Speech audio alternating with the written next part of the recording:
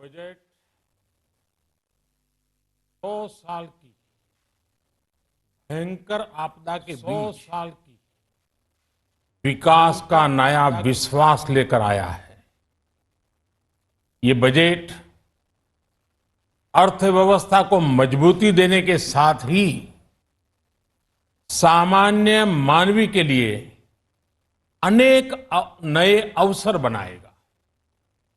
ये बजट मोर infrastructure, more investment, मोर growth और more jobs की नई संभावनाओं से भरा हुआ है।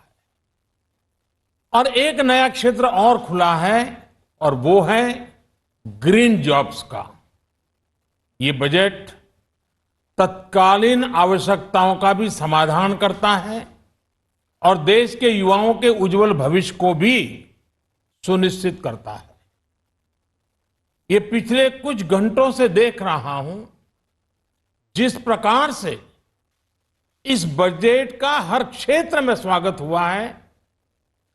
सामान्य मानवी की जो सकारात्मक प्रतिक्रिया आई है उसने जनता जनार्दन की सेवा का हमारा उत्साह अनेक गुना बढ़ा दिया है। जीवन के हर क्षेत्र में आधुनिकता आए, टेक्नोलॉजी आए, जैसे किसान ड्रोन हो, वंदे भारत ट्रेन हो, डिजिटल करेंसी हो, बैंकिंग के क्षेत्र में डिजिटल यूनिट्स हो, 5G सर्विसेज का रोल आउट हो, नेशनल हेल्थ के लिए डिजिटल इकोसिस्टम हो। इनका लाभ हमारे युवा, हमारे मध्यम वर्ग, गरीब, दलित, पिछड़े, ये सभी वर्गों को मिलेगा। इस बजट का एक महत्वपूर्ण पहलू है गरीब का कल्याण। हर गरीब के पास पक्का घर हो, नल से जल आता हो, उसके पास शौचालय हो, गैस की सुविधा हो, इन सभी पर विशेष ध्यान दिया गया है। इसके साथ ही आधुनिक इंटरनेट कनेक्टिविटी पर भी उतना ही जोर है। जो भारत के पहाड़ी क्षेत्र हैं, हिमालय का पूरा पट्टा, जहां जीवन आसान बने, वहां से पलायन ना हो, इसे ध्यान में रखते हुए भी नई घोषणा की गई है। हिमाचल, उत्तराखंड, जम्मू कश्मीर, नॉर्थ ईस्ट ऐसे क्षेत्रों के लिए पहली बार देश में पर्वतमाला योजना शुरू की जा रही है।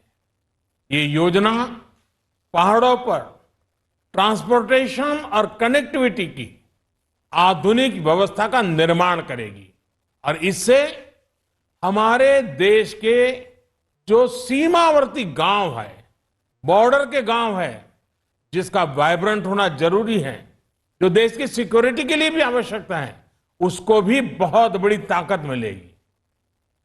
भारत के कोटि कोटि जनों की आस्था मां गंगा की सफाई के साथ साथ किसानों के कल्याण के लिए एक महत्वपूर्ण कदम उठाया गया है। उत्तराखंड, उत्तर प्रदेश, झारखंड, बिहार, पश्चिम बंगाल, इन राज्यों में गंगा किनारे नेचुरल फार्मिंग को प्रोत्साहन दिया जाएगा। इससे मां गंगा की सफाई का जो अभियान है उसमें मां गंगा को केमिकल मुक्त करने में भी बहुत बड़ी मदद मिलेगी। बजट के प्रावधान यह सुनिश्चित करने वाले हैं कि कृषि लाभप्रद हो, इसमें नए अवसर हो, नए एग्रीकल्चर स्टार्टअप्स को प्रोत्साहन देने के लिए विशेष फंड हो या फिर फूड प्रोसेसिंग उद्योग के लिए नया पैकेज। इससे किसानों की आय बढ़ाने में बहुत मदद मिलेगी। एमएसपी खरीद के माध्यम से किसानों के खाते में 2.25 लाख करोड़ रुपए से भी ज्यादा सीधे ट्रांसफर किए जा रहे हैं। कोरोना काल में एमएसएमई यानी हमारे छोटे उद्योगों की मदद और उनकी सुरक्षा के लिए देश ने लगातार अनेक निर्णय लिए थे, अनेक प्रकार की मदद पहुंचाई थी। इस बजट में क्रेडिट गारंटी में रिकॉर्ड वृद्धि के साथ ही कई नई योजनाओं का ऐलान किया गया है। डिफेंस के कैपिटल बजट का 68% डोमेस्टिक इंडस्ट्री को रिजर्व करने का भी बड़ा लाभ भारत के एमएसएमई सेक्टर को मिलेगा। ये आत्मनिर्भरता की तरफ बहुत बड़ा मजबूत कदम है। 7.5 लाख करोड़ रुपए के पब्लिक इन्वेस्टमेंट से अर्थव्यवस्था को नई गति के साथ ही छोटे और अन्य उद्योगों के लिए नए अवसर भी बनेंगे। मैं वित्त मंत्री निर्मला जी और उनकी पूरी टीम को इस पीपल फ्रेंडली और प्रोग्रेसिव बजट के लिए बहुत बहुत बधाई देता हूं।